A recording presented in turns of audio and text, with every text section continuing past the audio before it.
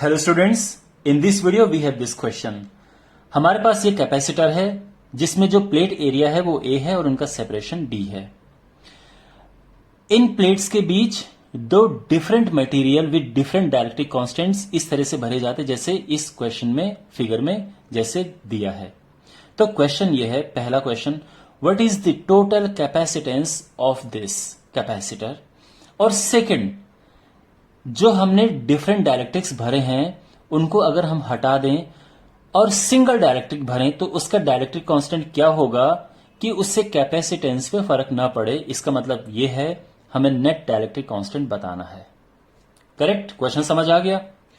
चलो शुरू करते हैं। तो देखो यहां पे हमारे पास ये जो सिस्टम है, अगर हम इनको सेपरेट कर दें, इस कैपेसिटर को अगर हम इस तरह से कर दें तो आप पाएंगे कि ये दोनों इस तरह से एक दूसरे के साथ पैरेलल में हैं।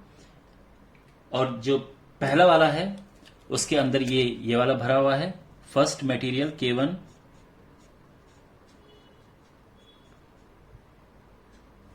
और जो दूसरा है उसके अंदर second material K2।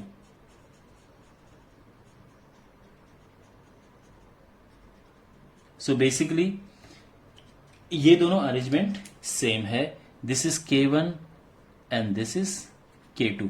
But in this process इसमें कुछ चेंज हुआ है। एक तो ये कि प्लेट का एरिया हाफ हो गया है, यानी दिस इज A/2, और जो सेपरेशन है वो तो सेम रहेगा, वो पहले भी D था अब भी D है। Got it? तो अब इसका कैपेसिटेंस कितना होगा? C1। That is, you know the formula, capacitor का कैपेसिटेंस क्या होता है? C is equal to K epsilon not A/D। ये होता है कैपेसिटेंस का फॉर्मूला। ठीक है, यानी अगर इसके अंदर हमारे पास केवल सिंगल मटेरियल K होता तो ये फॉर्मूला होता। ये फॉर्मूला कैपेसिटर के कैपेसिटेंस का होता है।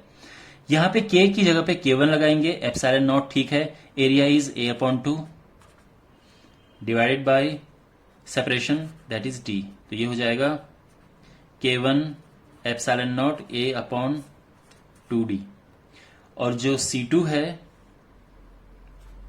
दैट इज इसके लिए K2 एप्सिलॉन नॉट A/2/D। तो वो हो जाएगा K2 एप्सिलॉन नॉट A/2D। यहां तक चीजें समझ आ गई? Now these two are in parallel, तो C हो जाएगा final C1 plus C2 as we add in parallel like this.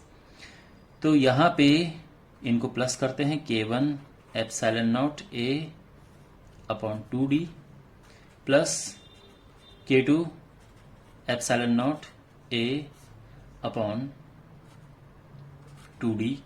यहां पे एप्सिलॉन नॉट A/D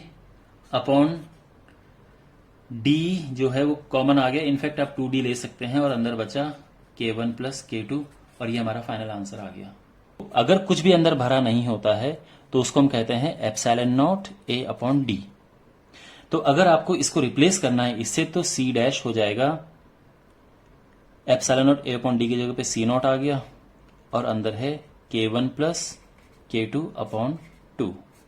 देखो फर्स्ट पार्ट पता चल गया है, उसका आंसर ये है, और आप चाहो तो आंसर ये भी लिख सकते हो। दोनों करेक्ट हैं, क्योंकि कई बार आपके पास क्वेश्चन ये आता है कि एक कैपेसिटर है जिसका कैपेसिटेंस C0 है और उसके अंदर फिर ऐसा भरा जाता है तो नया कैपेसिटेंस बताओ। तो फिर आप इस फॉर्म में लिखना पड़ेगा आपको। लेकिन अगर उन्होंने बोला है कि प्लेट एरिया A है, सेपरेशन D है, तो आंसर इस फॉर्म में आएगा।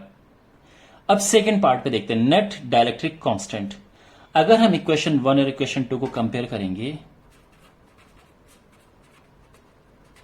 कंपेयरिंग इक्वेशन 1 एंड 2, तो यहां पे आराम से आप लिख सकते हैं कि K is equal to K1 plus K2/2, क्योंकि एप्सिलॉन नॉट A/D तो सेम है तो K आ जाएगा। इसका मतलब यह है कि आपको ऐसा डायरेक्ट्रिक भरना पड़ेगा जिसका डायरेक्ट्रिक कांस्टेंट इन दोनों को प्लस करके फिर उसको 2 से डिवाइड कर दे, इसके इक्वल हो। तो ये आपका ये आंसर आ गया है।